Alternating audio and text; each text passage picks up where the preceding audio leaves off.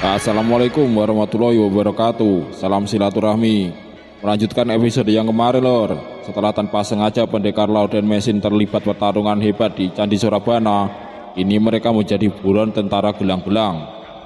Ya, setelah menyaksikan sendiri kehebatan pedang naga puspa, Tong Bajil sangat berambisi memiliki pedang pusaka yang dibawa pendekar laut itu.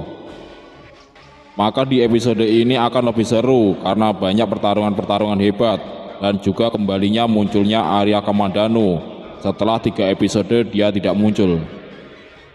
Untuk yang belum menyaksikan episode sebelumnya, silahkan cek video di playlist channel ini lor. Oke, seperti biasa siapkan kopi sambil lutut, mari kita lanjut.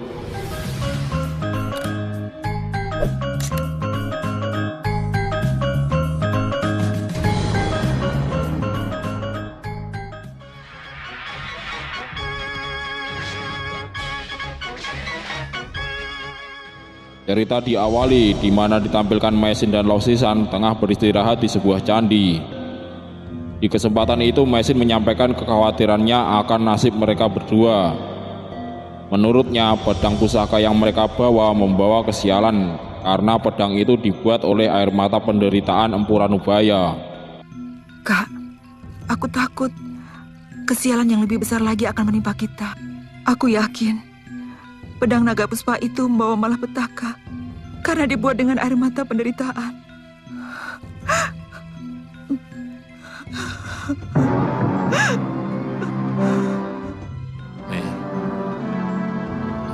Mesin? Keesokan paginya ketika pendekar laut terbangun dari tidurnya, didapatinya istri dan pedangnya sudah tidak ada. Celaka.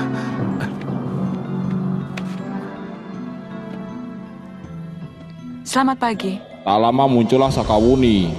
Kemunculan Sakawuni yang tiba-tiba membuat pendekar laut salah sangka, mengira istri dan pedangnya menghilang karena perbuatan Sakawuni.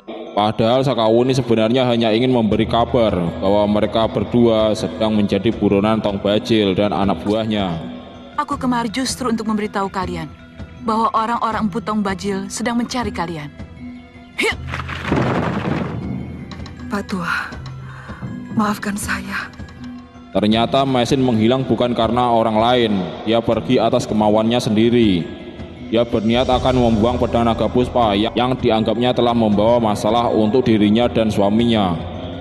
Sepertinya Mesin sudah merasakan bahwa akan ada masalah yang lebih besar yang akan menimpa mereka berdua. Namun akhirnya niatnya itu diurungkannya karena hati kecilnya tetap tidak rela bila pedang itu jatuh ke tangan orang-orang jahat.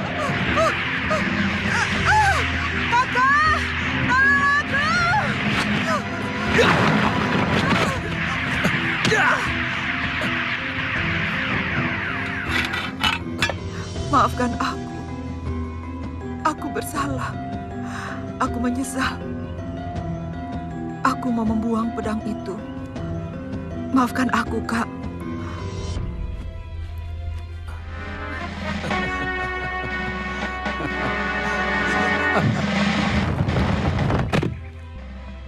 Lagi asiknya mereka bercanda gurau, tiba-tiba mereka dicegat para anak buah Tong Bajil. Maka dengan terpaksa mereka berdua melawan. Namun rupanya mereka cukup tangguh sehingga akhirnya Mesin terkena serangan yang cukup mematikan hingga membuat Mesin terkena luka dalam yang cukup serius.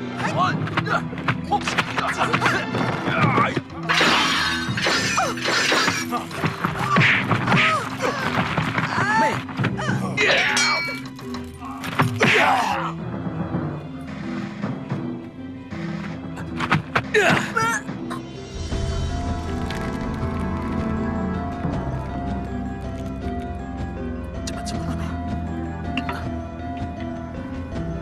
Jangan-jangan mereka sudah mengumpul ini. Mungkin binatang buas, Kak. Oh, ternyata ada kawan. Keesokan hari tiba-tiba datanglah seorang tua yang kebetulan sedang mencari kayu bakar. Orang tua itu bernama Aki Pamiji. Rumah saya di balik hutan ini. Aki Pamiji kemudian mengajak pendekar laut dan Mesin ke rumahnya. Dan kebetulan Aki Pamiji cukup tahu tentang pengobatan. Istrimu biar bisa istirahat dengan baik. Ini istriku. Kalau tendangan itu dari jurus kuda sembrat, agak sulit disembuhkan hanya dengan totokan. Aki mengerti soal pengobatan. Sedikit-sedikit. Mesin. Di rumahnya Aki Pamiji mencoba merawat Mesin yang terkena luka dalam. Namun sayang kehadiran mereka di rumah Aki Pamiji sudah tercium oleh anak buah Tong Bajil yang tersebar di mana-mana.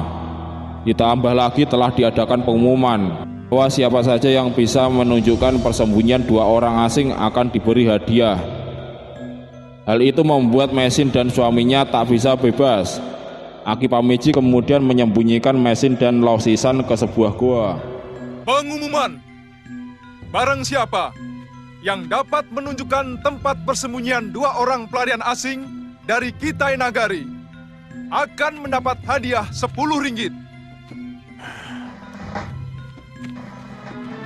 Hati-hati, Mei.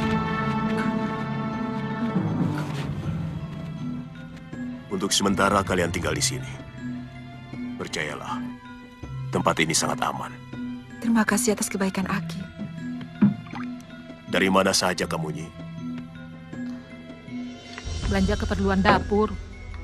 Uang dari mana? Kamu telah menunjukkan persembunyian kedua sahabatku hanya untuk uang, Nyi. Namun sayang istri Aki Pamiji berkhianat hingga menunjukkan persembunyian Mesin dan suaminya. Sebaiknya kita cepat-cepat meninggalkan desa ini. Kasihan Ki Pamiji. Dia akan mengalami kesusahan gara-gara kita.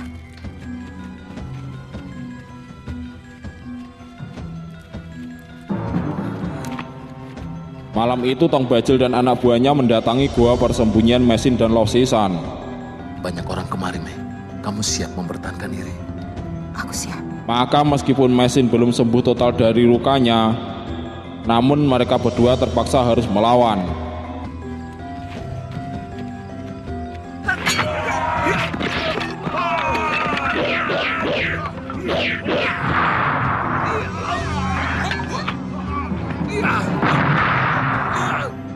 Dalam pertempuran yang tak seimbang itu, Pendekar Laut terkena aji segoro geni milik Tong Bajil. Sebuah ilmu kadigdayaan yang menjadi salah satu ilmu andalan Tong Bajil. Ruyur, licik kau. Dalam pertarungan itu juga Aki Pamiji yang telah menolong mereka harus tewas ketika mencoba membantu melawan anak buah Tong Bajil.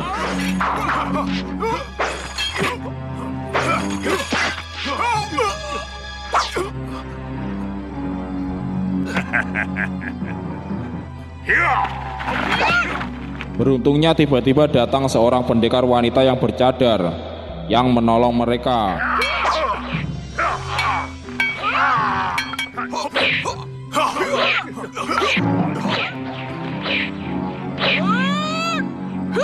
Dengan 1000. Ikut aku.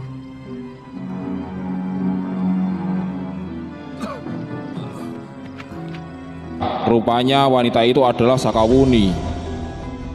Keesokan harinya Mesin meninggalkan suaminya sendiri mencari tanaman obat-obatan. Disinilah awal mula Mesin bertemu dengan Kamandanu yang membantunya mematikan jamur sebagai obat luka dalam. Iya. Siapa yang luka dalam? Suamiku. Dia sedang tidur waktu aku tinggal tadi. Tertidur? Iya, Dia pasti pingsan. Lebih baik cepat kau jumpai suamimu.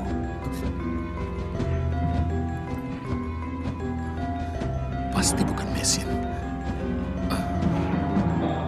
Sementara itu di sisi lain, Pendekar Laut dalam bahaya karena lagi-lagi gerombolan Tong Bajil berhasil menemukan Pendekar Laut. Dalam keadaan seperti ini, sangat berbahaya menggunakan pedang ini. Sebenarnya Pendekar Laut menyadari dengan kondisinya saat ini akan sangat berbahaya bila dia menggunakan pedang naga puspa. Namun apa daya, dia tetap harus mempertahankan pedang itu.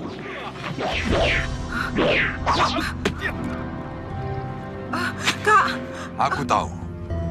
Kalian lebih memilih mati daripada menyerah.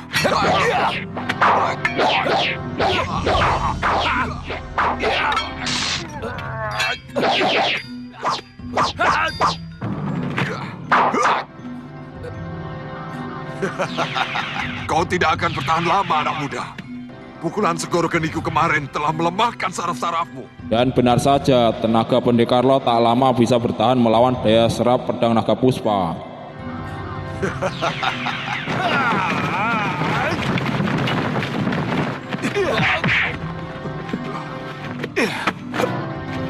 Siapa lagi kunyuk ini? Tiba-tiba datanglah seseorang yang membantu mereka. Inilah dia Arya Kamandanu. Ini juga pertama kali Tong Bajil bertemu dengan Arya Kamandanu, yang di kemudian hari mereka berdua akan menjadi musuh bebuyutan abadi. Cuma Sempat terjadi pertarungan singkat antara Tong Bajil dan Kamandanu. Di sini sebenarnya ilmu Kamandanu masih di bawah Tong Bajil. Namun dengan kecerdasannya, Kamandanu berhasil mengelabui Tong Bajil.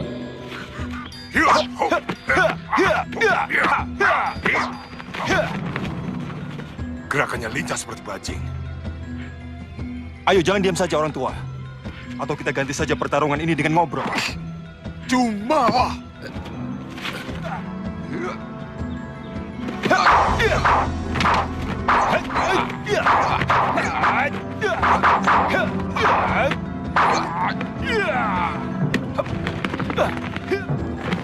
Ternyata ilmu kalian hanya seujung kukuku.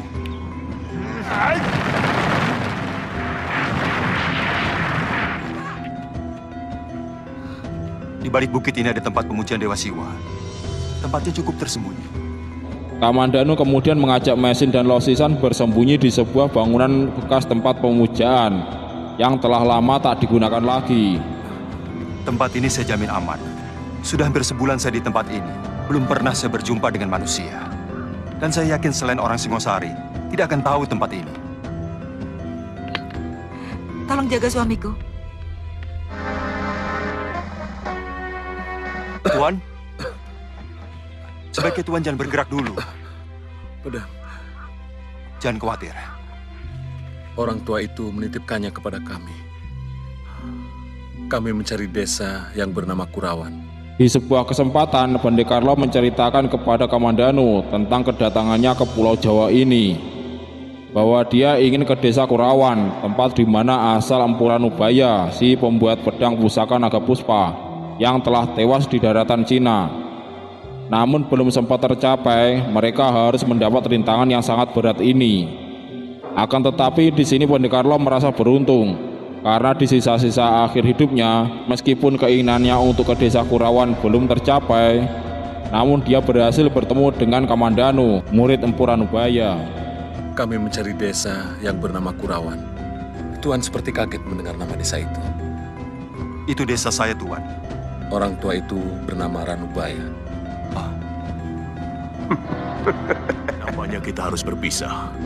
Suatu saat aku akan mencarimu untuk menyerahkan pedang yang akan kuciptakan untuk melengkapi jurus naga puspa. Jadi tuan muridnya.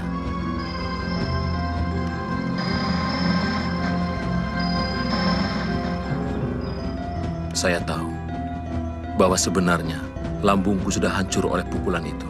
Saya mau menitipkan dia dan juga pedang ini kepada tuan.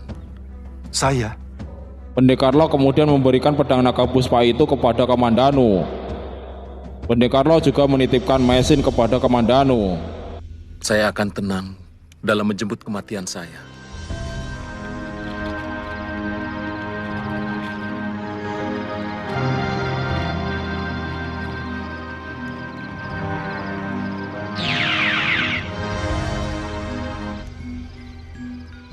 Kak, Maboyi datang untuk menjemputku.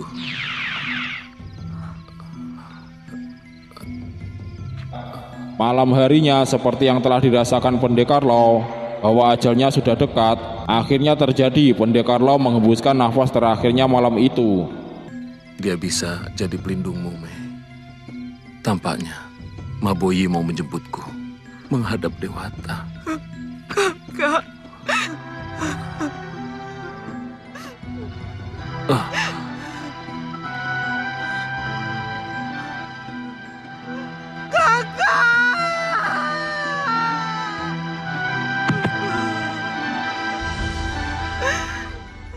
Oke lor, sampai di sini cerita episode ini. Sampai jumpa di episode berikutnya. Terima kasih telah menonton. Wassalamualaikum warahmatullahi wabarakatuh. Salam silaturahmi. Kakak lo, apa gunanya aku hidup?